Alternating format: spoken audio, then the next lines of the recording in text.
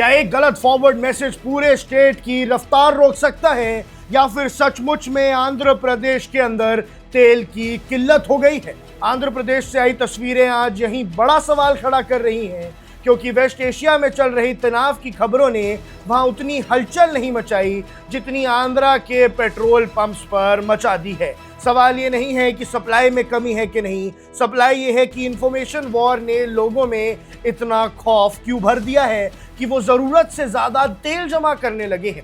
आज बात करेंगे उस पैनिक बाइंग की जिसने आंध्र प्रदेश के लगभग 421 फ्यूल स्टेशंस पर ताले लगवा दिए और चीफ मिनिस्टर चंद्रबाबू नायडू को खुद मैदान में उतरना पड़ा ये देखने के लिए कि भैया आंध्र प्रदेश के पास आखिर तेल कितना है। क्या है पूरी सच्चाई, आइए परत दर परत समझते हैं। कहानी शुरू होती है सैटरडे से। वेस्ट एशिया में यूएस और ईरान के बीच बढ़ते टेंशन्स को सोशल मीडिया पर इस तरह पेश किया गया जैसे कल से तेल मिलना बंद हो जाएगा। अब इस अफवाह का असर ये हुआ कि लोग पागलों की तरह पेट्रोल पंप्स की तरफ दौड़े और डाटा देखिए। आंध्र प्रदेश में रोजाना एवरेज 6,330 किलो लीटर्स पेट्रोल बिकता है, लेकिन सैटरडे को ये सेल लगभग 1.5 गुना हो गई और 8,500 किलो लीटर्स तक टच कर गई। यानी सिर्फ एक दिन में लगभग 2,500 किलो लीटर्स एक्स्ट्रा पेट्रोल निकाला गया।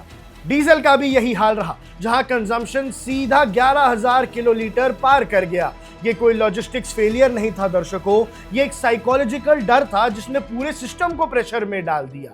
हजारों की भीड़ और लंबी कतारों को देखते हुए स्टेट के 4510 आउटलेट्स में से लगभग 421 पेट्रोल पंप्स को बंद करना पड़ा। लेकिन यहां समझने वाली बात यह है कि पंप्स ड्राई होने की वजह से नहीं, बल्कि ऑर्डर मेंटेन करने के लिए बंद किए गए हैं। यानी उनके पास सप्लाई है, लेकिन बंद इसलिए किया गया है ताकि भैया ऑर्डर सही से चले। एडमिनिस्ट्रेशन ने नोटिस किया कि एक्वा सेक्टर के लोग बड़े बड़े ड्रम्स में फ्यूल भर रहे थे, जिसने शॉर्टेज का डर और बढ़ा दिया। कई डिस्ट्रिक्ट कलेक्टर्स ने इथिएटन पंप्स बंद करवाए ताकि पैनिक बाइंग को रोका जा सके और सप्लाई लाइन को वापस ट्रैक पे लाया जा सके। दर्शकों, सिचुएशन की गंभीरता को देखते हुए सीएम चंद्रबाबू नायडू ने कमान अपने हाथ में ली। उन्होंने चीफ सेक्रेटरी और सीनियर ऑफिशियल्स के साथ हाई लेवल मीटिंग की और साफ निर्देश दिए। पहले कि हर पंप के स्टॉक की फिजिकल वेरिफिकेशन होगी, दूसरा ड्रम्स और बल्क बाइंग पर तुरंत रोक लगेगी, और तीसरा कि सोशल मीडिया पर अफवाह फैलाने वालों पर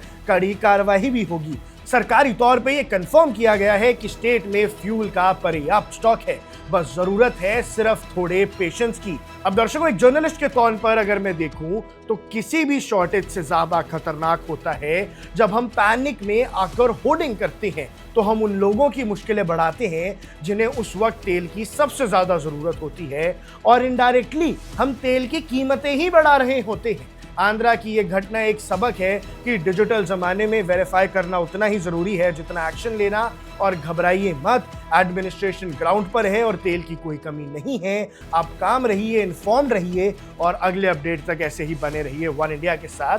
मैं हूं आकर्ष Kaushik. Subscribe to One India and never miss an update. Download the One India app now.